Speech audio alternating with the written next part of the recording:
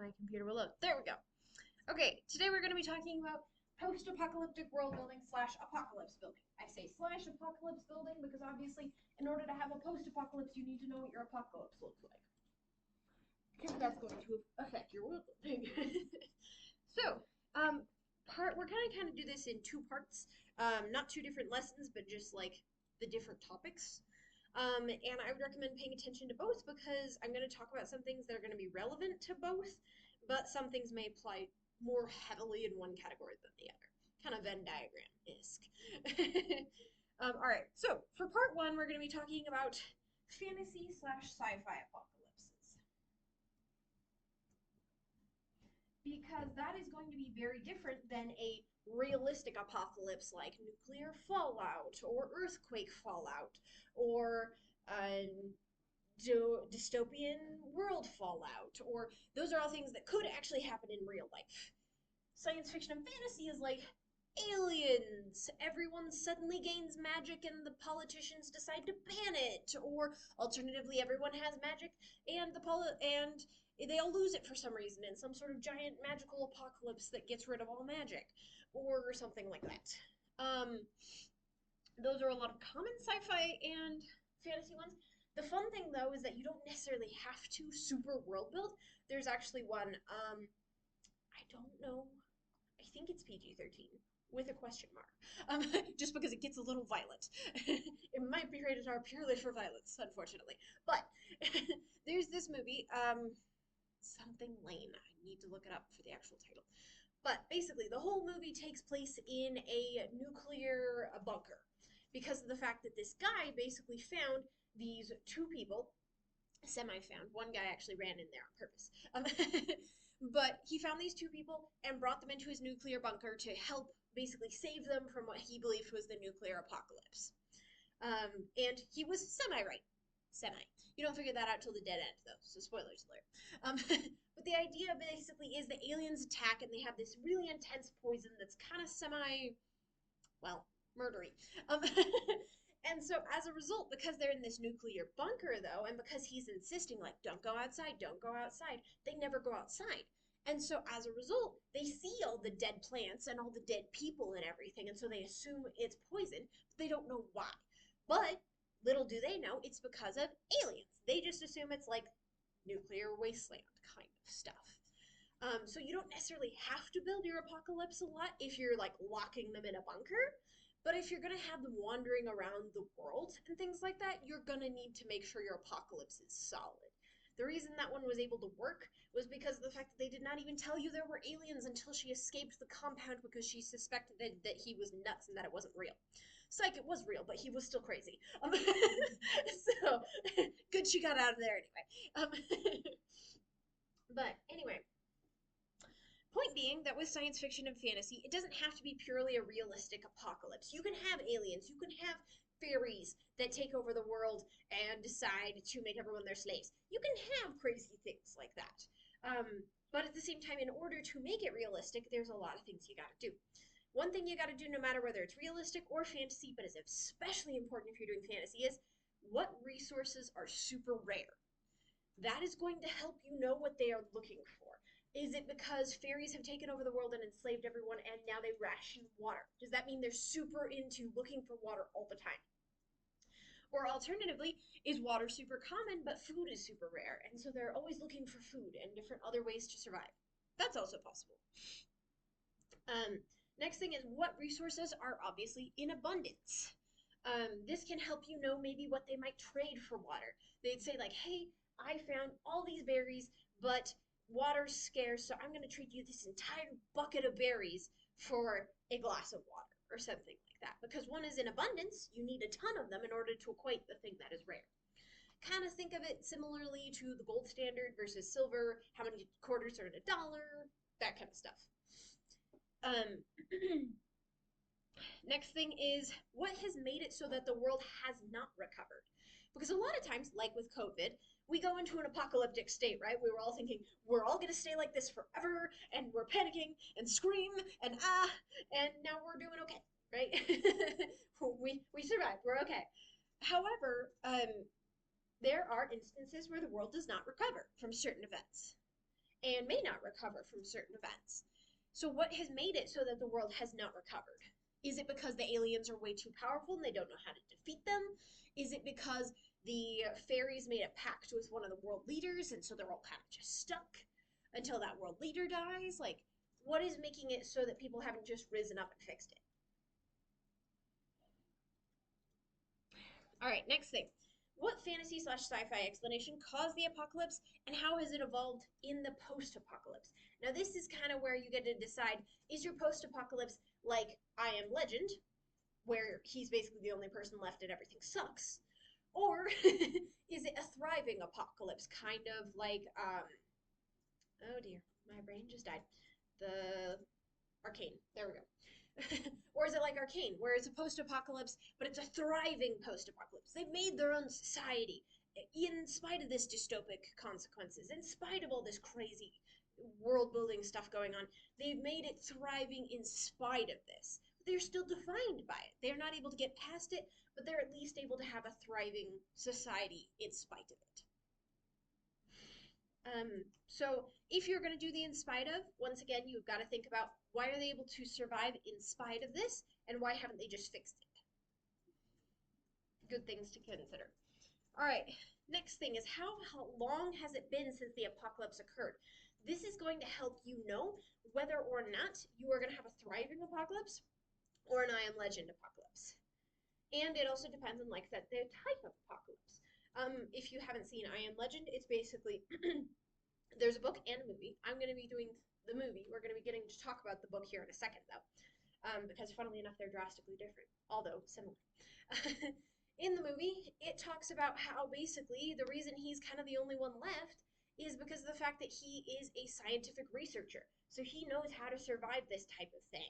And his whole thing is he studies diseases. And as a result, he's continuing to study this disease. And he knows how it works. And that, as a result, makes it so he's able to avoid it.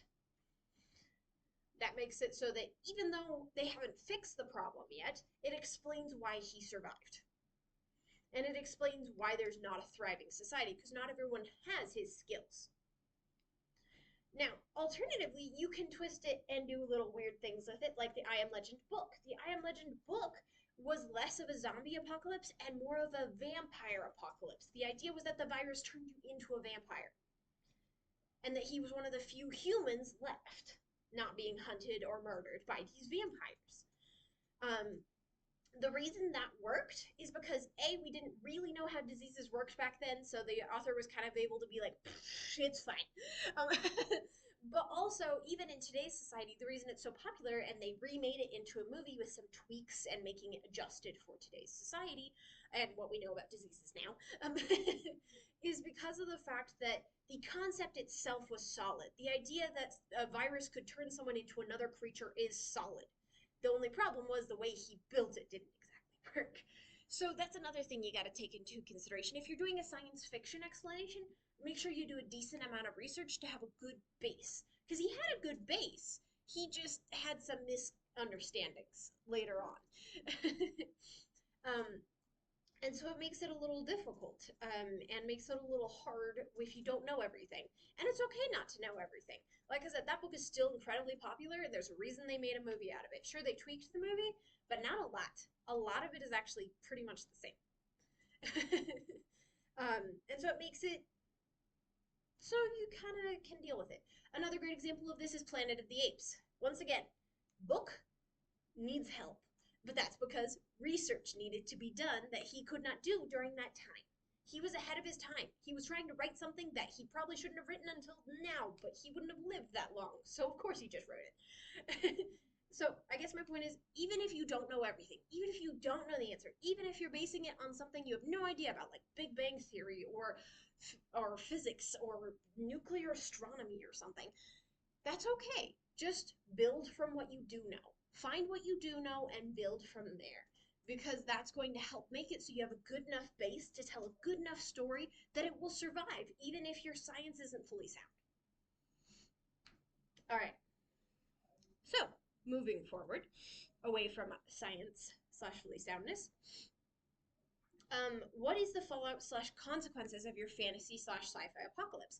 For example, with the it's an address for this nuclear um, bunker. That's why I can't think of the name. It's like 123 Meadow Lane or something. Anyway, weird movie, but it's well done, a post-apocalyptic kind of thing because it's immediately after the apocalypse. So technically, it's post-apocalyptic, but it's immediately after.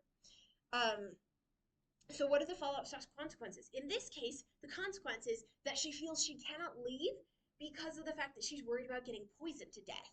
And so she has to end up configuring her own like suit and everything like that in secret because this guy doesn't want them getting out. And so she's trying to like make her own almost like gas mask hazmat suit out of like shower curtain and stuff. It's really kind of cool. Very creative. The point being that she makes kind of her own makeshift hazmat suit because she's worried about being poisoned. That's a consequence of this fallout that they're experiencing. What are other consequences? For example, in the I Am Legend book, the consequence was the fact that if you didn't get this virus, then and you were bitten by a vampire, you didn't turn into one. You just died. You just straight up died. Um, and with the movie, the consequence was the fact that not many people were able to stay alive because of the fact that there are very few people with the skills to stay alive in a society where there are these monsters that come out at night and eat you. That doesn't exactly make it very easy to stay alive. So thinking about that fallout is really going to change things. Another great example of this is like the TV show Arcane. Pretty dark, pretty intense, but good example of a post-apocalyptic thriving environment because they have a lot of materials where they're like, yeah, this material's rare, but let's find a way to, create it artificially. Let's find a way to mine it. Let's figure out where those places are. And so instead of being like, we have this thing super rare now and it's a necessity, let's give up. They said, we have this thing super rare now. Let's figure it out. And as a result, built a whole society around it. All right, moving forward. Let's see. So, let's move on to part two. What if it isn't fantasy slash sci-fi based? What are other things to take into account? Now, these things can also absolutely and should apply to your fantasy slash sci-fi world, but again, some of these can apply to both. Some of these are more one than the other. For example, science. You probably really want to do your research, especially if you're trying to make it realistic, like nuclear fallout. That's definitely going to be something that you're going to want to do a ton of research on. Make sure that you know the consequences, make sure that you know ideas and theories too, because people don't mind if you leap off onto ideas and theories. The issue is more when you leap off to your own ideas and theories that have no basing in scientific reality, then people start squinting a little bit. Unless you're doing fantasy, in which case no one cares. They're like, dragons take over the world. Cool. Especially if you did a Jurassic Park kind of thing where it's like they found the only dragon egg and they hatched it and dragon ate everyone. Like that, no one's gonna care that they're like, that's cool. But in some ways, you got to think in some ways like Jurassic Park. You know how they had Jurassic Park and then they had Jurassic World? By the time Jurassic World comes around, they've accepted the fact that the main consequence of bringing dinosaurs back is the fact that what if they got loose off this island and started repopulating and dinosaurs just lived now in harmony with humans, or in some cases not harmony if they eat people. So that's something to take into consideration is what are the consequences of your science fiction explanation, even if it is semi-realistic. Because honestly, if scientists could figure out a way to bring dinosaurs back from DNA samples, absolutely 100%, I'm pretty sure Jurassic World would be the consequences. That's a pretty realistic, actually. I know it's technically sci-fi, but it's pretty realistically based if you think about it. All right, moving forward with the realism. One of the other things you want to consider is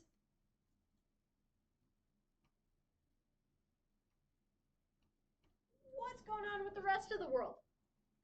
A lot of people are just like, oh, well, I live in, Brazil, the US, wherever your story is set, so screw the rest of the world. No. Especially if you're going to do a thriving apocalypse society, you really want to consider that. A lot of times now, people rely on trade, right? I mean, heck, even in the medieval era, we relied on trade, right? We would trade with India for spices, and we would trade with other places for gold and things like that, right? Trade has been a part of things as long as people can remember. Heck, even in caveman times, I bet you there were people going, I have berry, you have stick, here you go. Like, like trading's a part of life. And so it's important actually to consider the rest of the world and what's going on with the rest of the world. Would they be able to still trade? If they couldn't trade, why would they not trade?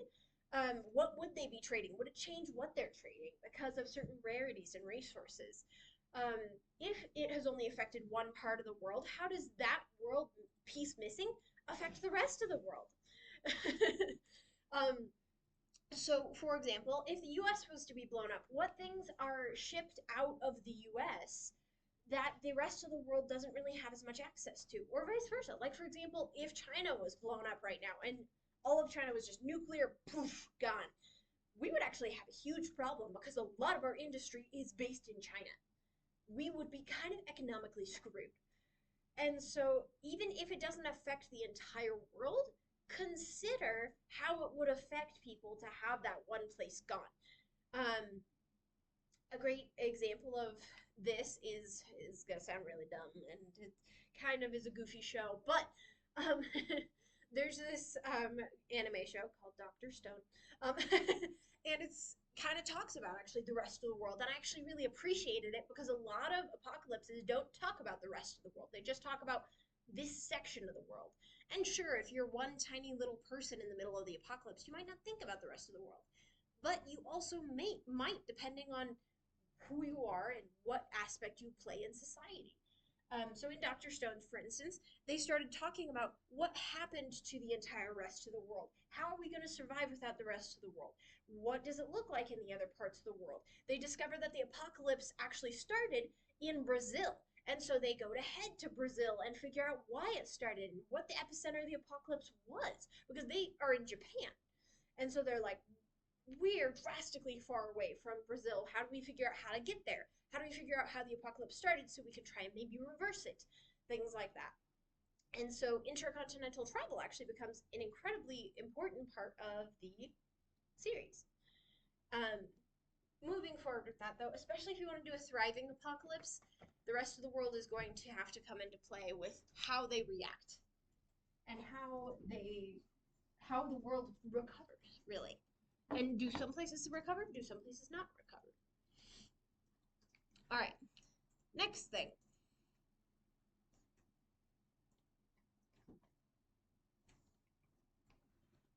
The classic lone wolf survival enthusiast.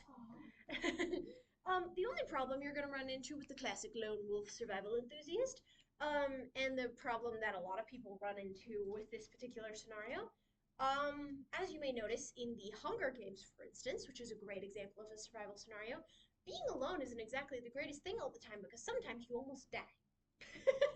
There are lots of times where Katniss is sitting there in a tree going, I have no way to heal myself. I'm going to die. Or things like that. And if she had a partner or had someone with her, they could help her. And they do when she starts getting more partners and being in groups and things like that. And realizing that being alone is not exactly as helpful as you might think.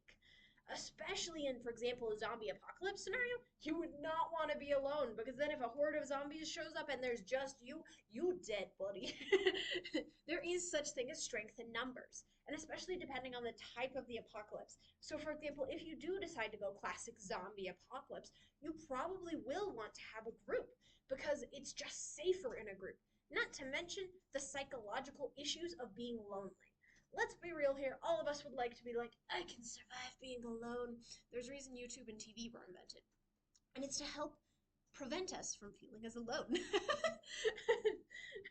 Because it helps us feel a little less lonely to hear people talking and to see people doing things, even if we're not actively interacting with them, or even if we're sub-interacting with them, like with YouTube live streams, where you can be like, do it, eat the really spicy chip, and are you actually really contributing? Probably not. There's like 3,000 other people on that same chat, but at the same time, you feel like you're contributing. You feel like you're part of something, you know? And so, the lone wolf can be fun, but I will say if you're going to do a lone wolf character, play with those ideas of will they survive without other group members, especially in a zombie or alien situation. Alternatively, if they have survived, why have they survived so long? This is where the police officer syndrome comes into play, because a lot of apocalypses, if they have a lone wolf character, it's because They're a police officer, so they have skills to shoot a gun. They have the skills to know how to clear a room in a house. They have the skills to know how to surveil things. And so as a result, it makes it easier to survive a zombie apocalypse or alien situation. And that's why it's very common for a police officer to be your main character. So if you don't want them to be a police officer, what else helps them survive? A great example of this is, oh shoot, I forgot what it's called. Dang it, I can't remember what it's called. There's a show on Amazon Prime. If you're familiar with Markiplier, you might be familiar with it because he's the main character. But um, he he's in a post-apocalyptic situation where if people go to sleep, they die. And so as a result, two of the characters actually, part of the reason they survive is because they were nighttime nurses at a hospital. And so he goes to take his friend there because they died in their sleep. And he realizes everyone else has died in their sleep too. And so the nurse is able to help them kind of try and figure out what the heck this pandemic situation is going on because of the fact that she is medically practiced. And so if you're going to have them survive somehow else, you need to have it be relevant to your situation, relevant to what would make them survive best. So, for example, in a fairy apocalypse where the whole society has been enslaved, maybe the only people who survive are mythology and history majors because they actually know about how these fairies work. Just a theory. Throw it out. All right. So, moving on. Point is, if you want them to be alone, you have to have a reason that they're alone, and you also should probably show at least some symptoms of psychosis because if you're alone for that long without movies and TV and other things to help you deal with loneliness, you are going to lose your mind. Brain, mind. I tried to combine them. Brain. That's nothing. All right. Moving forward. So,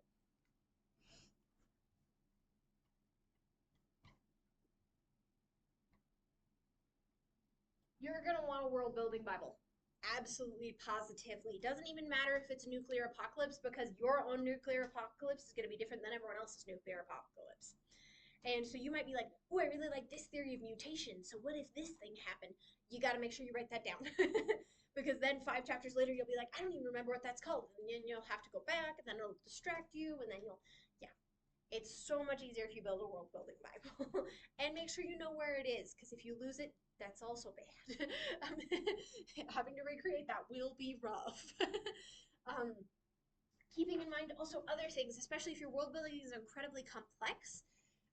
If, for example, if a new religion develops and people start, I don't know, worshiping the aliens or something, you might want to write down what that religion is like if they bump into that religion, or even if they start believing in that religion, or even if they take refuge there. That's a little enough amount of time to make an impression on the reader that then if they run into a cult like that again, you can have like, oh, this cult believes in this specific alien, or they all believe in the same alien, but they believe in slightly different ways, or it would be good to establish. And it's also good just to establish, in general, like I said, how the apocalypse started, how long it's been since the apocalypse occurred, and different things like that. Because even if you don't say how long it's been since the apocalypse occurred, like let's say your character was born 200 years after the apocalypse occurred, so as a result they don't really know much about it, that's okay. You still need to know for your own world building sake, even if your character does not. Yes, question? Well, what about like yeah. Yes. Four score and 7 years ago. That yeah, yeah. You don't. It's hard. Yes.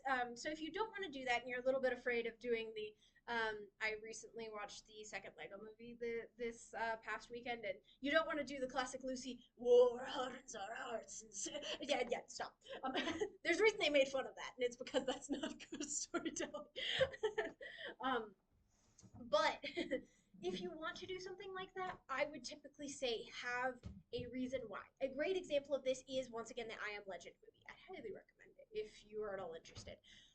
Because of the fact that they do a great job of showing us what happened through nightmares that he has in his sleep of the actual apocalypse happening. And they also do a great job because he is a CDC researcher. They do a great job of him researching the disease that caused the apocalypse. And as a result of him researching, you're able to learn more about the disease through his research, especially because he does it very traditionally, CDC style of start recording. Today is day 25 of test subject 355, blah, blah, blah, blah, blah. And that makes it so you're telling the reader all this information in a very organic and natural way. So, backstory, if they lived through the apocalypse, I definitely say flashbacks. Flashbacks are going to be a good friend of yours, especially if you do nightmares, because a lot of people will have nightmares about trauma that they have gone through, even if they're skewed or different. And you can acknowledge that too and be like, unlike in the apocalypse, I had my friend with me at this point, but I knew that she had not been with me that day, or something like that. Or alternatively, you can just have it be super clean. I know in I Am Legend, they had it super clean. Every time he went to bed, he had a memory, and the memory was exactly the way that it happened in real life. Which can happen also if you're super traumatized. But another great way to do it is if you have a friend who has no idea what's going on. This is the classic, hi, please help me to tell all about your world, friend. So, for example, like in Harry Potter, I know it's not a post-apocalyptic situation, but it's a great example of world building easily. Hermione knows a boatload about magic. Ron knows a decent amount about magic. Harry, none. And so as a result, he learns in the school alongside Harry and Hermione and everyone else. And as a result, you are learning too. So there's also that possibility. For example, if someone has a post-apocalyptic situation in America and then they have some random person come from Japan and they're like, what the heck is happening? Like, I overheard that it might be this bad, but like, what's going on? Then you can have them tell them. Question, yes. It's not exactly a question, but a comment. Comment's also good. I have a book that it's about music and some kind of power they have and all that. And I was actually I'm thinking of doing the whole school thing, Yeah. The It absolutely really helps if the character's going through school, because then you can teach the reader as you're teaching the character. Yeah. Absolutely. It's a great way to do it. So that's my brother and Well, that's okay. It also sounds like your brother's a huge fan of fantasy. So, in some ways, I don't think he's gonna like anything that's fantasy. But anyway, so moving forward, the school scenario is great, or like I said, people who are foreign is great. Alternatively, you can also do they're explaining everything to a recorder or a recorded message. That's another really great one. Like I said, in some ways with I Am Legend, he does that because he's like doing all these tests on these animals to try and figure out how the disease works and if there's a cure. And so he's just like, day 200, test subject 355 or whatever, and he starts talking about it.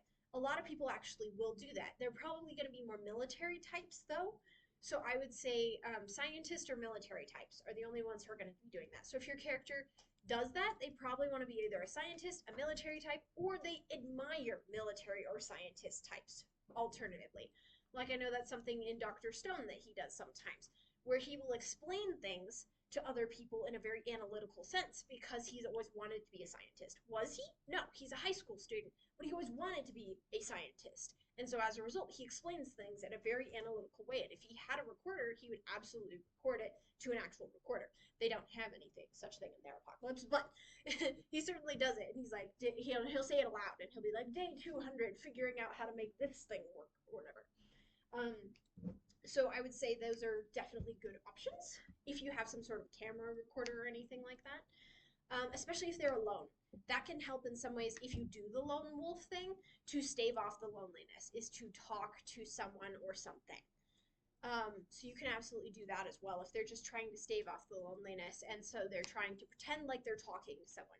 You could even have it be really tragic and have it be like they're pretending to talk to their family member who has died in this tragic apocalypse event, if you really want it to be extra dramatic.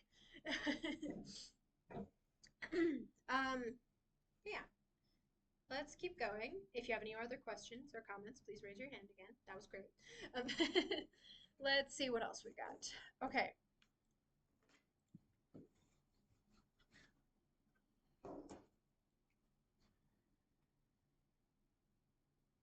All right. Now we're going to talk about growing up through the apocalypse.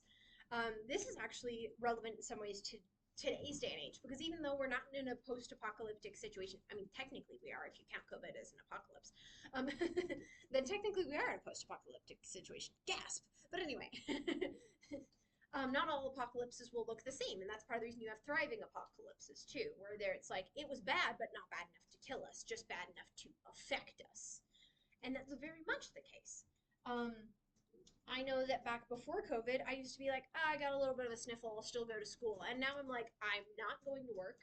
I'm not going to school. If I have to, I'll wear a mask. Like, that is a very different reaction than before COVID, right? And the same thing you got to take into mind growing up with your characters. So, for example, the one I came up with is if they grew up in a time where water was super, super scarce, even if it's not scarce anymore and they fix that problem, it will still affect uh, your reader's perception of this character and your character's perception of the world. So, for example, if someone like tips over a glass of water and it spills a little, they might be panicking because they're like, oh no, I'm losing water, even if it's not scarce anymore, because they used to have it be scarce. And so now they're freaking out. And it's kind of like there's a lot of, unfortunately, times when children who grew up in third world countries and starved to death on occasion, not to death obviously, but nearly to death on occasion, will see food on a plate being thrown away, and it's like a visceral reaction for them. They're like, how dare you even throw away 5 grains of rice? Because 5 grains of rice times all the plates that people throw away equals a full plate of rice for a starving child. And so as a result, that would be very freaked out situation for them, right? Or alternatively, kind of like with Katniss, where she ends up getting in the Hunger Games, right, in this post-apocalyptic kind of situation, because it is an apocalypse. It's an apocalypse of politics. Dystopia, that's pretty much what it is. And so she grew up with almost no food, right? And almost no lavish food, especially. It was all very basic, like bread, broth, cheese, if they were lucky. And then she gets on this train to go to the Hunger Games, and they're like, here's all this lavish, beautiful food, and she doesn't even know what to do with herself. The first day in the book, she stuffs herself so silly that she's like, I feel like I'm gonna be sick, and that's because she has almost no access to this kind of food. And so you got to think of those things too. If they grew up in this apocalyptic environment, how would that affect how they look at different things? Especially if they grew up in a zombie apocalypse, would they be afraid to sleep at night? Would insomnia be actually a good thing? Um, or alternatively, would it be so that if they grew up in a group, it's almost more just kind of like the packs of cavemen and cave women back when they used to defend themselves and take watches and things like that. So they don't really know how to sleep through the night. They only know how to sleep like 4 hours and then change shifts, you know? So it's gonna affect how they look, how they do things. Heck, even they do this in the show Arcane, where a lot of their technology is magically based. However, certain people have different tactics of getting that magic and different ways of getting that magic, and even some get thrown in prison for trying to steal things that are magical and things like that. So it's a good thing to think about. All right, next thing. Last thing that we're going to talk about, and then you can ask any questions that you'd like that you feel I haven't addressed.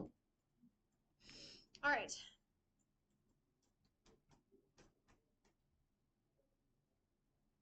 Luck versus skill. Because you will have some survivors that are just plain lucky.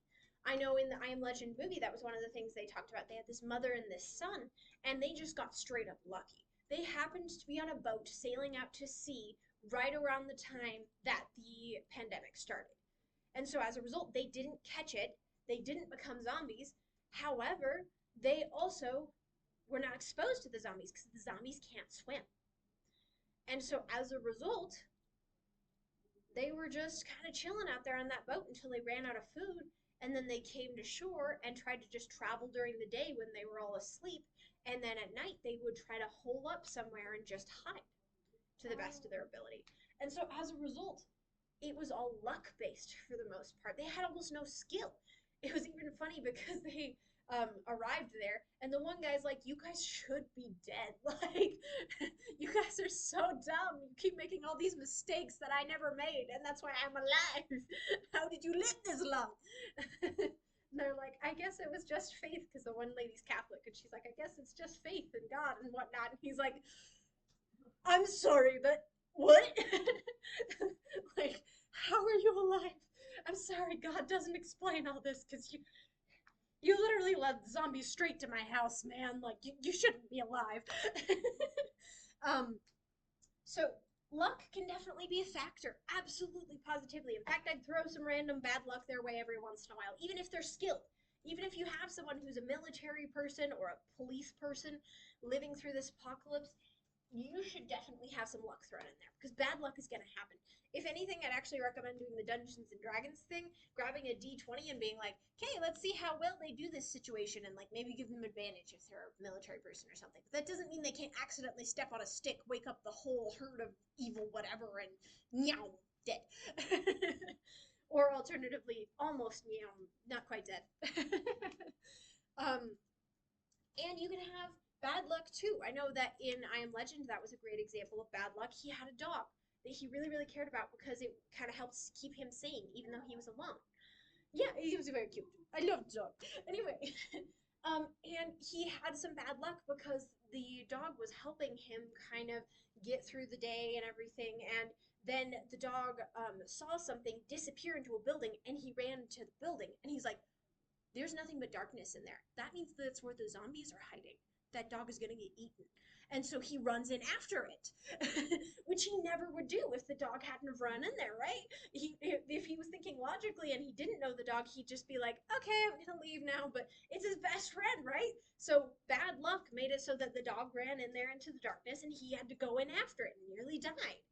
And so sometimes luck is involved, whether good or bad, regardless of skill level.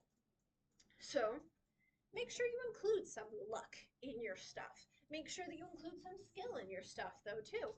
Having a little bit of both is good as far as a mixture goes. However, if you are going to do all just luck, you got to make sure they have equal parts bad luck and good luck. They can't just have good luck all the time. Otherwise, your reader's going to be like, come on, plot armor much? And so to avoid that plot armor thing, you do things like the dog runs into the building and they run after them. That's straight up just bad luck, man. All right. Moving forward. Is there anything else that you guys would like to know about apocalypse slash post-apocalypse world building? Yes. I was thinking about a second ago, where like some of the characters die, Mm-hmm. some of the people in the world die, but it's like a small bit of them. And then like the world kind of builds around that.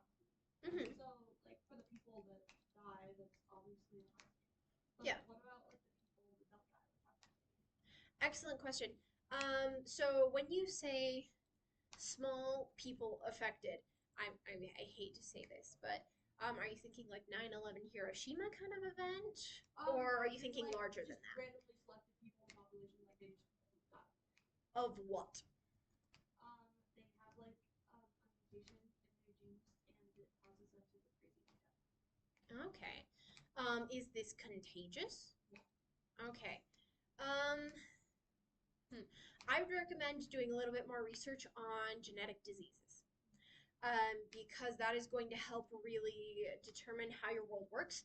And you might even get, unfortunately, and fortunately for your world building, unfortunately for your characters, a little bit of eugenics going on, where they purposely start sterilizing people that they think have that gene.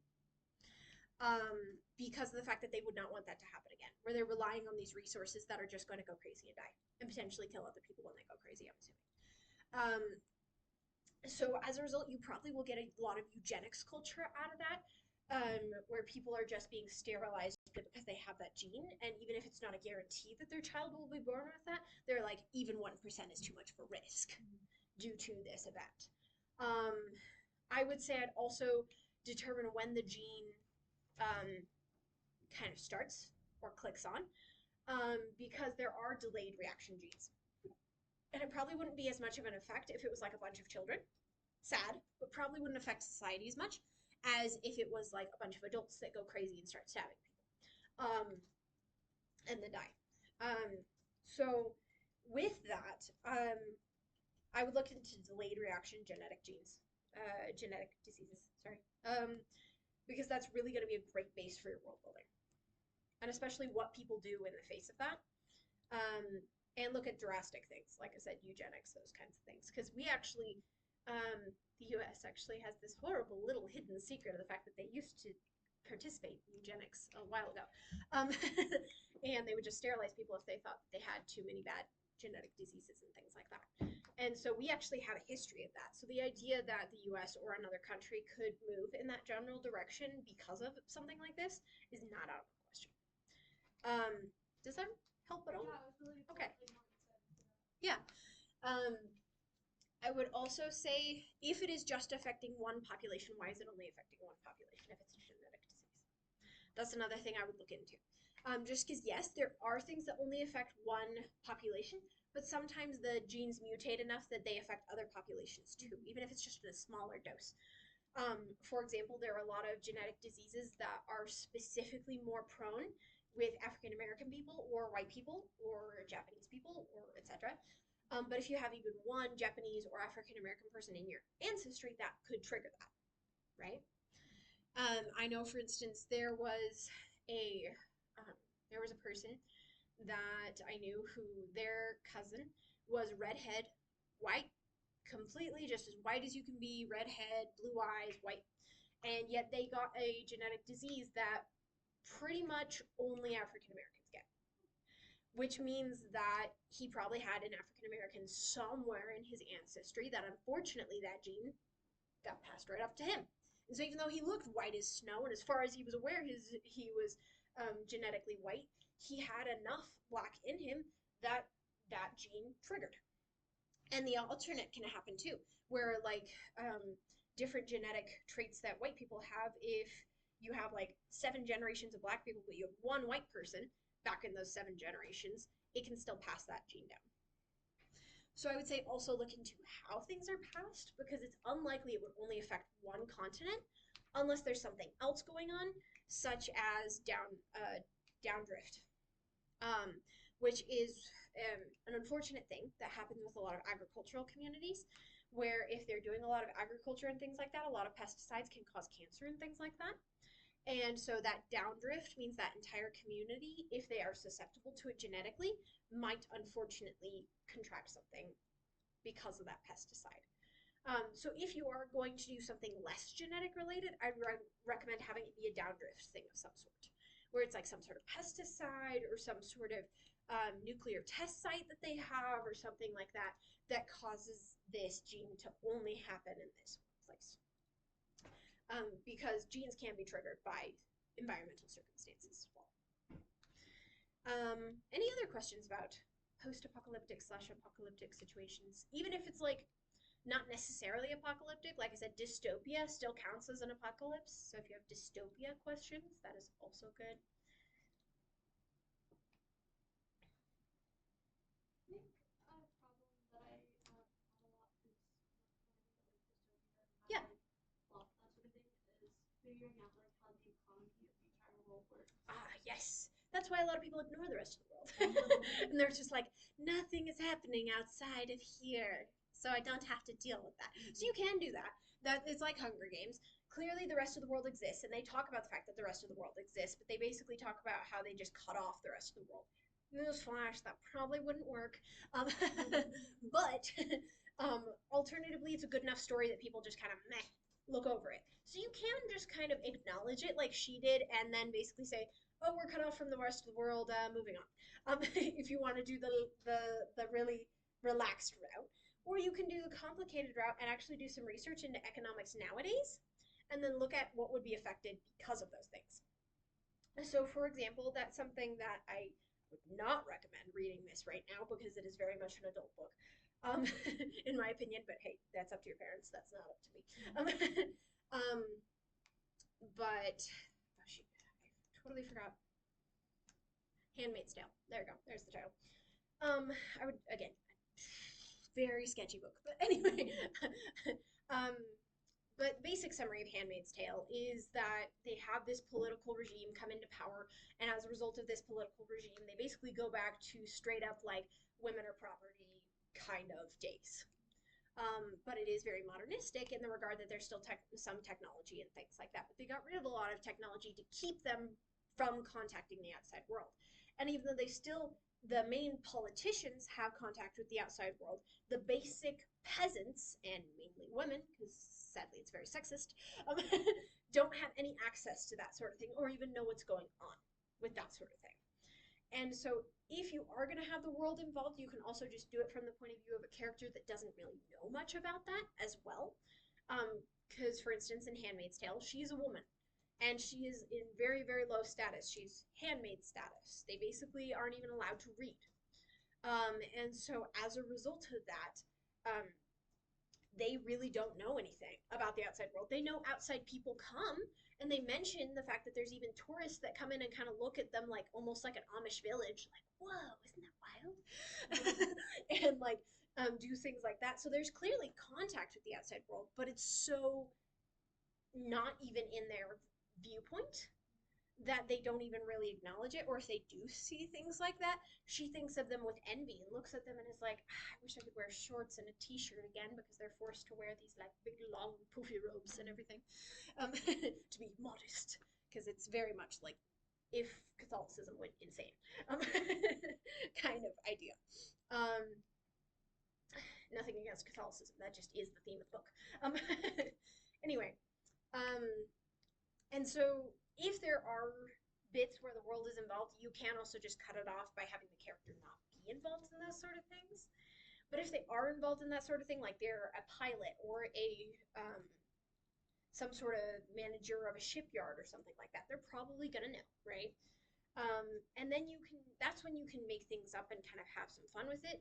But I'd recommend at least basing it in basic economic things, like look up what is the main thing we trade out of China for? What is the main thing we trade out of the UK for? Things like that. Just so that way you can get a basic idea, and then if you want, you can tweak it based on what's going on. So, for example, if certain resources have become super rare, then you can say, oh, well, this country has the most of that resource, so we'd probably do more trading with this country. Um, does that kind of help answer your question? Yeah. Okay. You can also, like I said, just do the Hunger Games route and totally avoid it. Just be like, other countries exist. They sound cool. Moving on. Any other questions about dystopias or apocalypse slash post-apocalypse situations?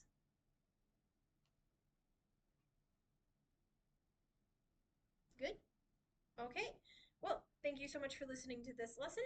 I'm going to pause it slash stop it now so I can post it on YouTube. Reminder again that we have about 2 months before the short story contest entries are due. You can participate even if you're not living in American Fork, because I realize a lot of people have been asking me that, so I'm going to inform it on the video in case you're watching. You do still have to turn it in, though, through either me or through coming in person.